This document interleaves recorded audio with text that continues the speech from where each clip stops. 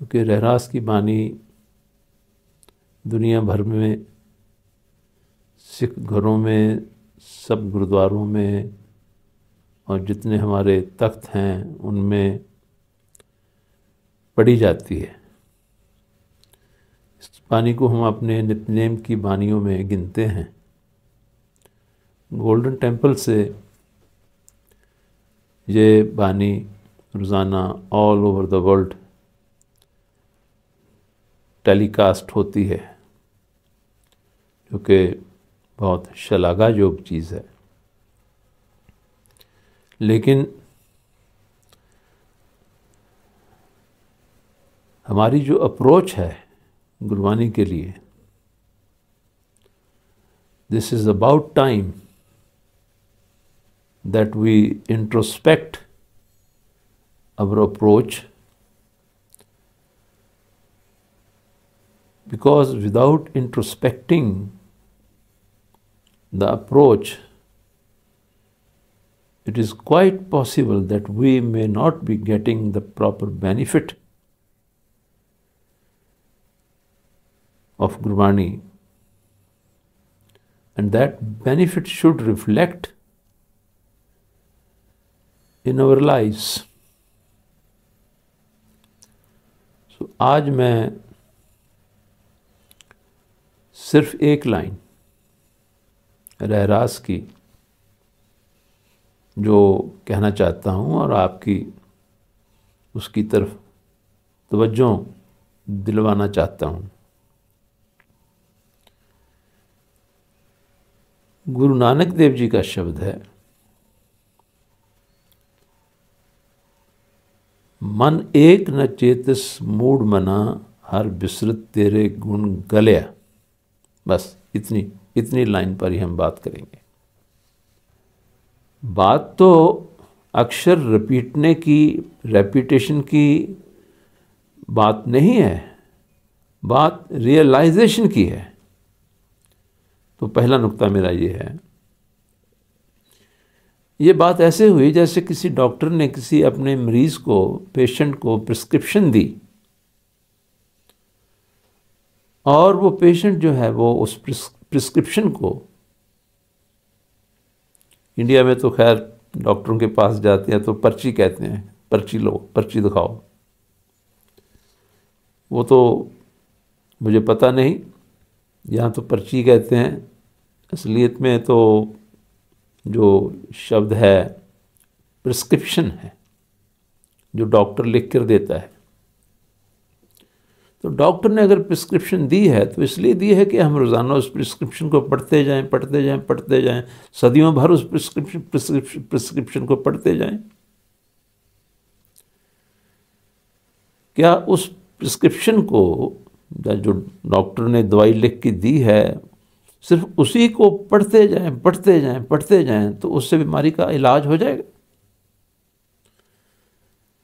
Exactly in the same way, Guru Nanak Dev Ji diagnosed our condition and हमें उन्होंने prescription दी है कि ये तुम्हारी प्रॉब्लम है।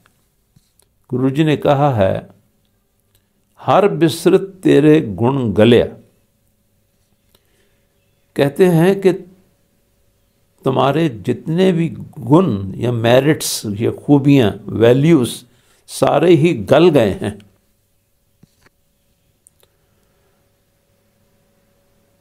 इसको पढ़ने के बाद how seriously we take this line,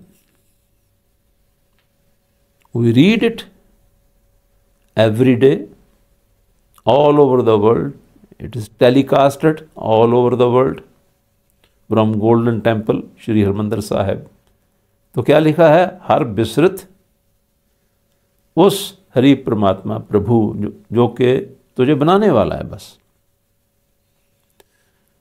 उसको बिल्कुल ही तेरी जिंदगी में उसका ख्याल तक नहीं है, जिसके कारण ये हुआ है कि तेरी जिंदगी के सारे गुण जो गल गए हैं।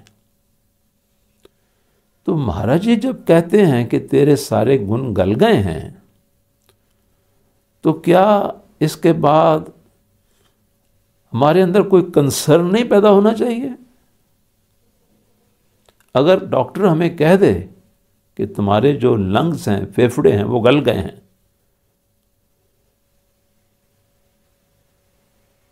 then what we will do?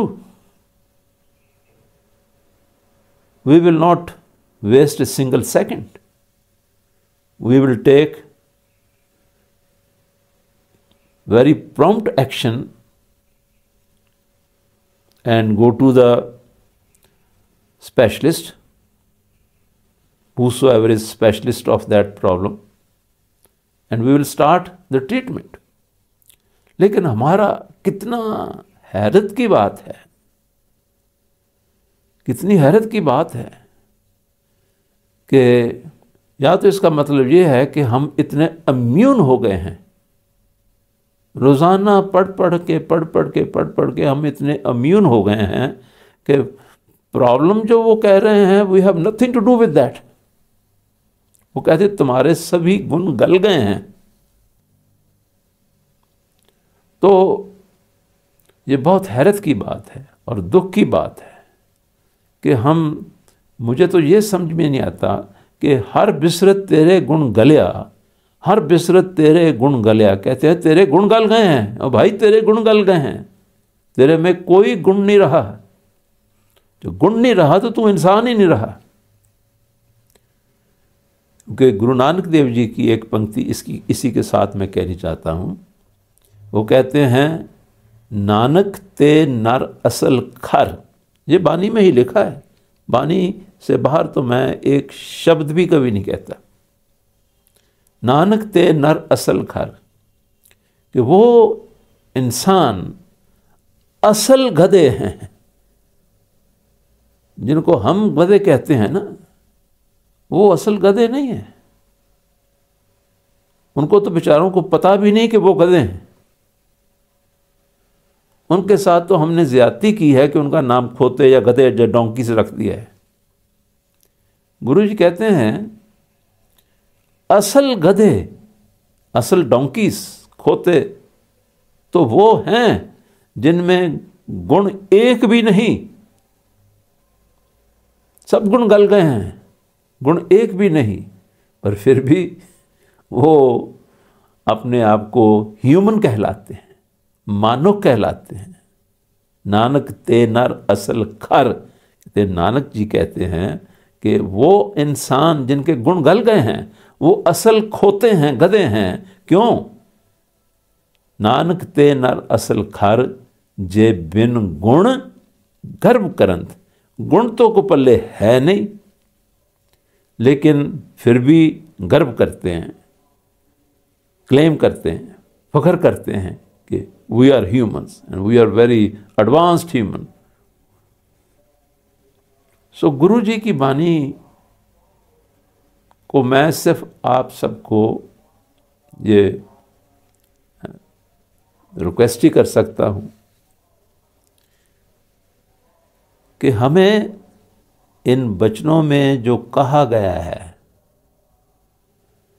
क्या उसको समझने की भी जरूरत है या नहीं?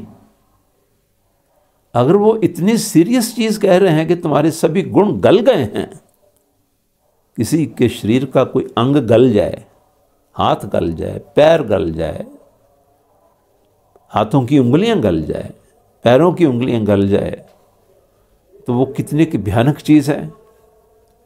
वो कहते हैं तुम्हारे सभी गुण गल गए हैं, और कितने हम इम्यून हो गए हैं, नंबर 1। नंबर 2, हमारी अप्रोच टुवर्ड्स द गुरबानी कैसी है कि इस चीज़ का हमारे ऊपर कोई असर नहीं है, कोई असर नहीं है। मैं दावे से कह सकता हूँ, किसी को ये सुनकर कि तुम्हारे सभी गुण गल गए हैं, कोई फिक्र नहीं, कोई चिंता नहीं। बस हमारी तसल्ली इसमें हो जाती है कि बस पढ़ दिया गया है, और जो पढ़ रहा है, सुना रहा है, पूरा वर्ल्ड सुन रहा है ना, वही सोचता है कि ये जो मैं पढ़ रहा हूँ ये मेरे ऊपर भी लागू होता है या नहीं होता। हाँ, गुण तो उसके भी गल गए हैं।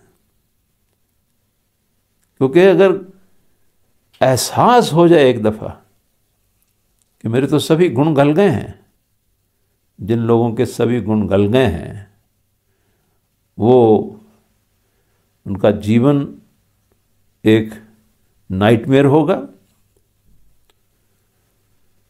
उनका जीवन डिप्रेशन एंड लोनलीनेस से भरा होगा, और उनकी मृत्यु भी बहुत भयानक होगी क्योंकि गुण गल गए हैं। All the merits have been decade,